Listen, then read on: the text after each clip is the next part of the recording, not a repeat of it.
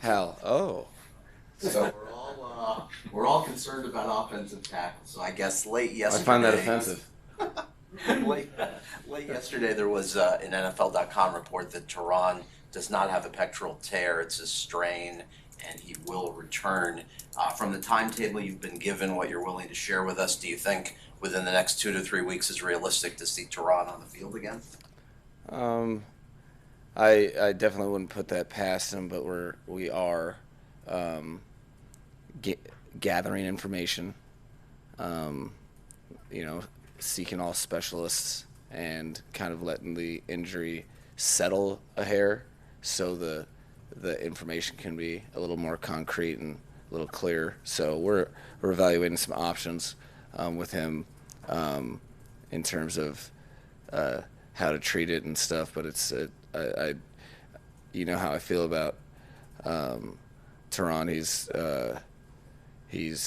the consummate pro. So I would be really foolish to go ahead and stamp an exact timeline because you just never know. He might be right around the corner. Is there confidence though that he will play again this year? Yeah, I'm confident that he'll play again. Um, it, as with the information presented, hopefully there's nothing um, worse or more disparaging in the next couple days. And with Austin Jackson, any update as to whether this could again be a long-term ankle issue? Well, it we're still gathering information on him too, but it was it was the same ankle. It was not the same injury. Um, you know, percentages in playing football, and it was a kind of a weird freak thing that was pretty violent. So we'll be hanging out down in the training room. I'm going to put an office down there just so I can get my information quicker. I know you don't want to make this week about you, but of course you're going to get those questions about facing the 49ers and the friendships you have there and the experiences there. What do you think that'll be like for you as you prepare for a big game against a team you coached with just last season? Um, I I will do everything in my power to make it another game because I think that should be the objective of any head coach is that you make it about the players, and I really stray away from making anything about me. I just don't believe in it. Um, the the uh, I think that I have a very high opinion of the 49ers franchise and players, coaches, staff members. Um, I have a lot of love for anybody that I work with, especially for that extended period of time. So that those relationships and people will always matter to me. But in terms of this week, I do. It will be odd for a second, for sure, to be in a different locker room or pulling up on the bus in a weird area or being on a different sideline. For a second, I'm assuming just odd as an abnormal, but after that, my obligation is not to. My obligation is to serve each and every player and coach, and try to get the best out of them. And nowhere in that equation has anything to do with my past history and travels. So that's why I don't. When I say when it's not about me, I really, really mean it. I do understand that there is. I do understand where people are coming from and thinking it's that way. That's just me personally, and just a philosophy that I'm is strong and near my heart. What about facing Kyle Shannon, him being on the other side after how many years you guys have been together, the familiarity aspect? Well, I don't have that much. I I don't really look across the sidelines that much at opposing coaches, so I don't think on the field I will feel anything different than any other game regards to him. I owe a lot to him in general. Will be forever grateful, and I think he's always been one of the best, if not the best, offensive coaches and head coaches that I've ever had experience being around. So, but I will not be undertaking any Oklahoma drills as well this week on the field with him. I think he would, and it is definitely about some players. It's a tough test, and that's the bigger deal. Number one defense in the league, offense that does a great job getting yards, getting it to all their unbelievably talented skill position players, and a special teams that has definitely Ray McLeod is an issue that you have to handle. So that's the bigger thing, is that we've been progressing week by week, and in the NFL, if you're aspiring to do big things, you have to play big time football in December and January against big time teams. So that's something that I think our team will be excited for, and I know the 49ers will be excited to play football like they always are each and every week. Coach, post-game last night, Tua alluded to Jalen Waddle's attention to detail. I know you were very excited about him when you got here based upon the tape, but I'm curious if you can recall a moment where you realized it's not just the physical talents with Waddle, but he's wired the right way too. I think there's been right after the break, over the break, I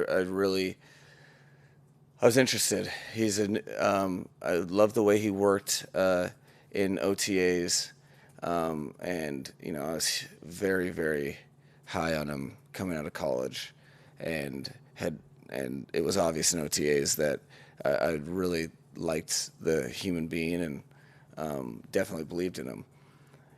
Really coming back from summer break, and you don't have any time to learn, and you don't assume anything. I didn't know how he's going to come back, because that can be a very huge time for a young receiver, especially in a new offense. Is what do you do over between OTAs and training camp to prepare yourself for an NFL season?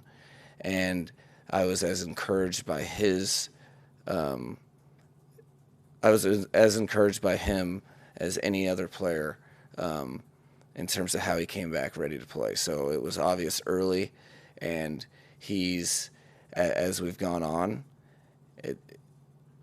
very talented players aren't always that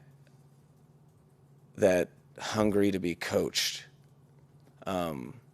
You have a lot of success as a very talented player, and a lot of times, I've experienced players feeling as though coaching's an insult. He is quite the opposite. He keeps learning each and every week, and he is not. It's always a guy has a chance to be really, really good and chase greatness in this league if you have a ton of talent, but you're constantly hoping that yesterday's version was the worst version of yourself that you'll see moving forward, that you're constantly getting better. And that's something that he has proven to his teammates, that he's a really good player. We have to rely on him to make plays for us to play the style of football we want to play.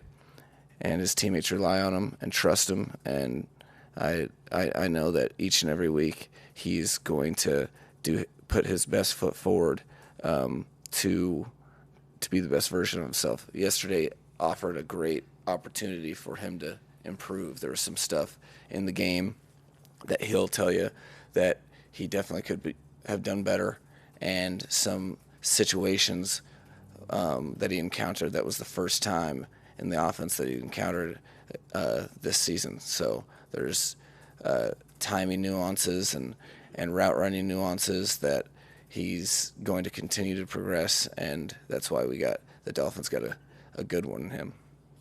Like you mentioned, the big-time teams, it's no secret the next 3 road games, obviously, against playoff caliber teams. It's kind of a two-part question, but one being with the offensive line. I know it's a two for. Sorry, Bear, I'm stealing from you. Thanks. Hey, do you allow it? He's patented it. He's patented it. Yeah. You didn't give thought to that. I feel like that might be irresponsible. He trusts me. He trusts Got me. it. One being offensive line related, given the potential uncertainty there, and you've had to deal with this throughout the season as far as the effectiveness of keeping two upright, giving them time, healthy, going into this big 3-game stretch potentially with shifting there, and also just the challenge ahead of you've got 3 big-time games on the road coming up in this team in this middle of this playoff race. Yeah, I'm very steadfast and consistent with this one where, I hope that no player on our team or coach has any clue who we play after the next opponent, only because to the point that I try to get people not to even know our schedule, because I don't think that is how you win in this league, where you just worry 100% about the challenge at hand, and you better versus the 49ers, or they'll quickly humble you, and then you just learn from that game and you move on to the next. And I think that is, as simple as it sounds, I think that is a concrete formula to allow win, loss, tie, to give yourself the best chance to put your best stuff out on the field, and anything that shortchanges that is an opportunity cost that I try not to do. So I think bottom line is December and January, meaningful football is the starting point. You want to be in those months playing meaningful football, and when you are in those months playing meaningful football, that it is something unlike any other style of football that exists. The beginning of the season pales in comparison to that environment, and to each and every week will have implications on playoffs that will help determine seeding, and whether you're playing home and away, and whether you can continue playing with the team that you're on. Our team really likes to be around each other, has a lot of love for each other, and wants to see us take this as far as we can. And the biggest thing to do that is to go ahead and strap up for the most exciting football that exists, which is real ball in the 12th month of the year. You already touched on how odd it's going to be going back to Cali, but you look forward to the chess match that you're going to have. I didn't touch anything. What? Are you going to look forward to the chess match you're going to have with your former mates when you go back to San Fran? I'm excited for the players to play against each other. Again, one thing I do know, in all 3 phases, the 49ers will have a good plan to go against us. I know that that's what they do, and we will have a good plan as well. And either way, exactly the details of each and every plan, the players are going to decide on the field. The players are the ones that have to execute each and every thing called, whether you're offense, defense, or special teams. And those are the players that are tackling, catching, running, hitting, throwing, I think that's what is exciting, is that you have two teams that have won several games in a row that get to play each other, and something's got to give, and that's fun football for everybody. And what I do know is you'll get on both sides. I'm very confident that both teams will give it their best shot, which is no other way you want to watch December football than that. How concerned are you about facing Nick Bosa if either of your tackles should miss the game, or for that matter, if both of them are in the game? If Nick Bosa has a pulse, you're concerned. If he walks past you in the parking lot, you're concerned. He's one of the better players in the entire NFL.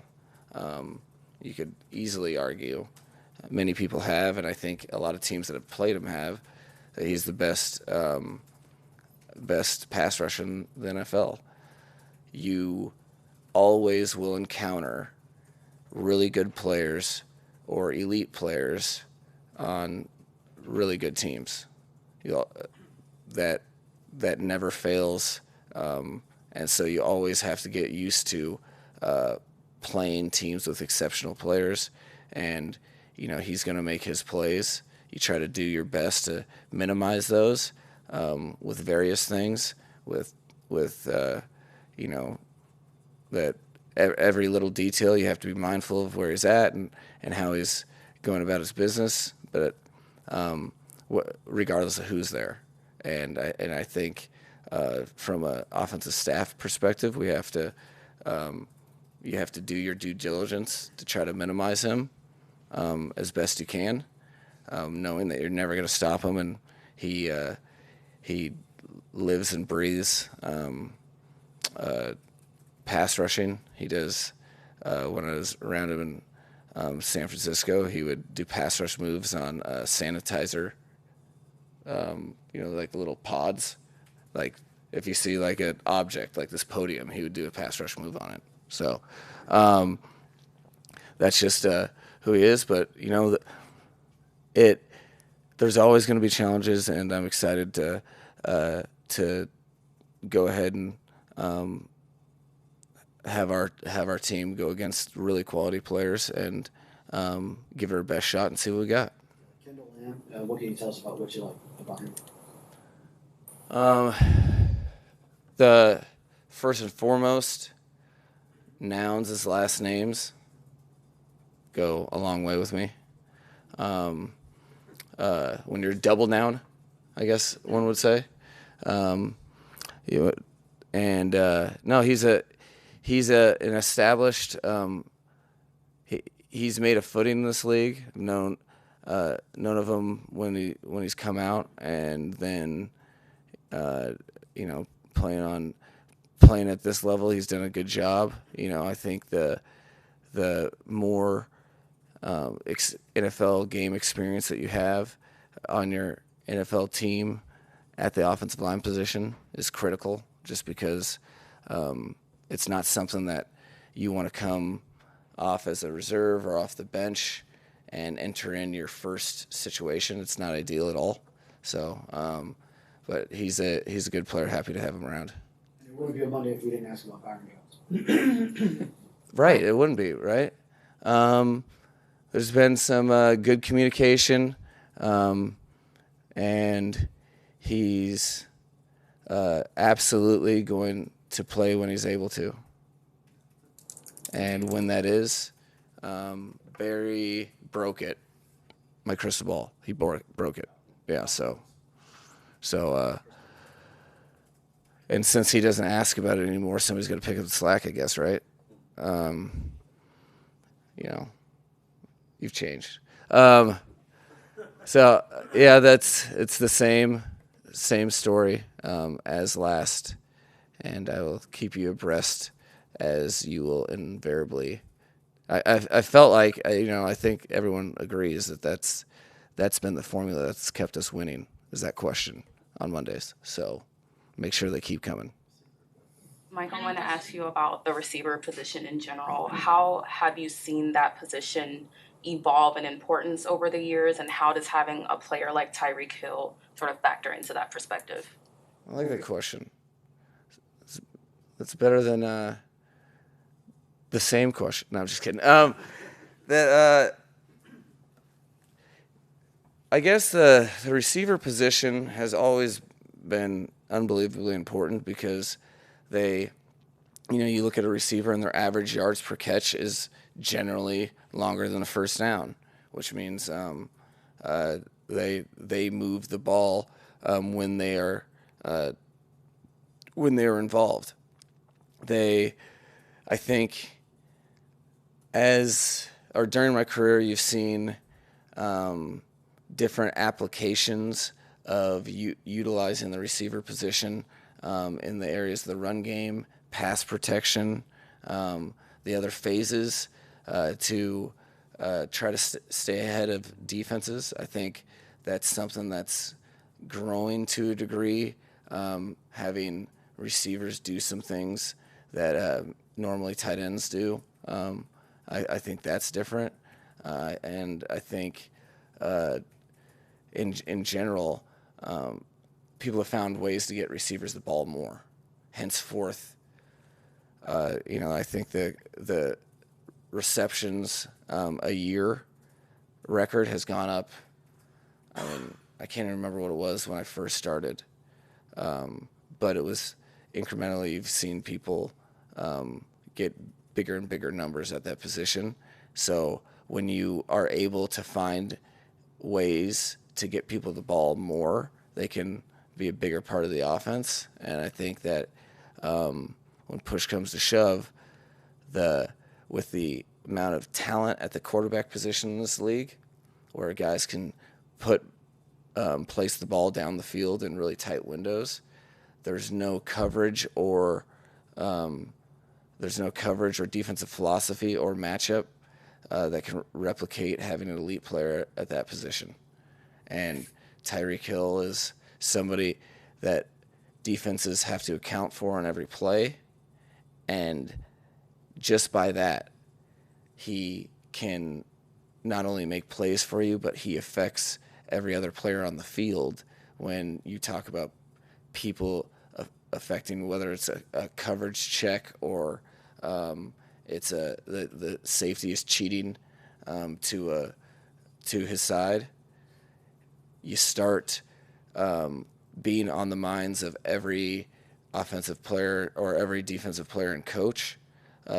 You have indirectly affected the game in an unbelievable way. So he is a big time player for us, but he affects the game specifically more than a stat sheet can really do justice, because every play he's in the game, you'd be hard pressed to think that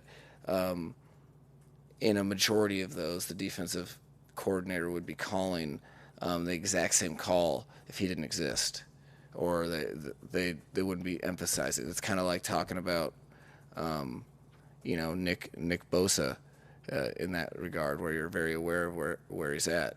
And I think that